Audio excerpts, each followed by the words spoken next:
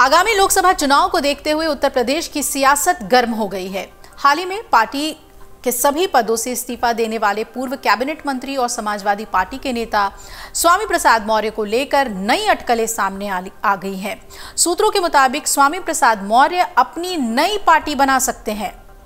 राजनीतिक गलियारे में यह चर्चा जोर पकड़ रही है कि स्वामी प्रसाद मौर्य 22 फरवरी को अपनी नई पार्टी का ऐलान कर देंगे। अगर ऐसा होता है तो ये अखिलेश यादव के लिए एक बड़ा झटका होगा, ठीक चुनाव से पहले। हालांकि उनकी ओर से इस संबंध में कोई आधिकारिक जानकारी नहीं दी गई है। स्वामी प्रसाद मौर्य ने हाल ही में राष्ट्रीय महासचिव पद से इस्तीफा देते हुए समाजवादी पार्टी मुखिया अखिलेश यादव को एक चिट्ठी लिख दी थी और इसे मीडिया में लीक भी कर दिया था। इस चिट्ठी में उन्होंने पार्टी पर अनदेखी करने का आरोप लगाया था और अखिलेश यादव को लिखे पत्र में मौर्य ने कहा था कि जब से मैं समाजवादी पार्टी में शामिल हुआ हूं, लगातार जनाधार बढ़ाने की कोशिश की है। जिस दिन मैं सपा में शामिल हुआ था उस दिन मैंने 25 तो हमारा है 15 में भी बंटवारे का नारा दिया था। हमारे महापुरुषों ने भी इसी तरह की लाइन खींची थी। चिट्ठी में स्वामी प्रसाद मौर्य ने कई और बड़े नेताओं के नारे का भी जिक्र किया और आगे लिखा था कि पार्टी की ओर से उनके नारे को निष्प्रभावी बनाने की कोशिश लगातार हो रही है। 2022 के विधानसभा चुनाव में सैकड़ों उम्मीदवारों का पर्चा और सिंबल दाखिल किए जाने के बाद अचानक किए बदलाव के बाद ही हम पार्टी का जनाधार बढ़ाने में सफल रहे और उसी का परिणाम था कि सपा के विधायकों की संख्या बढ़ गई।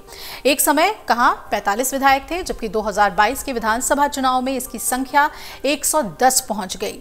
मौर्य ने यह भी कहा कि विधायकों की संख्या बढ़ने के बाद भी आपने मुझे विधान परिषद में भेजा और ठीक इसके बाद राष्ट्रीय महासचिव बनाया। इस सम्मान के लिए बहुत बहुत धन्यवाद। आगे कहा कि पार्टी के कुछ छोटे भैये और कुछ बड़े नेता मौर्य का निजी बयान है कहकर कुंठित करने की कोशिश करते हैं और इसके बाद भी मैंने इसे अन्यथा नहीं लिया। इसके बाद मैंने पाखंड और आडंबर का हमला बोला, तब भी पार्टी के कुछ लोग इसी प्रकार की बात करते हुए नजर आए। अब आपको बता दें कि कांग्रेस नेता राहुल गांधी की भारत जोड़ो न्याय यात्रा में सपा नेता स्वामी प्रसाद मौर्य और विधायक पल्लवी पटेल शामिल नहीं होंगे और इसे स्वामी प्रसाद मौर्य की नई पार्टी बनाने की बात से ही जोड़कर देखा जा रहा है। दोनों दिग्गजों को तय कार्यक्रम के मुताबिक प्रयागराज में ही न्याय यात्रा में हिस्सा ले लेना था, लेकिन ऐन मौके पर दोनों ने ही अपना प्लान बदल दिया।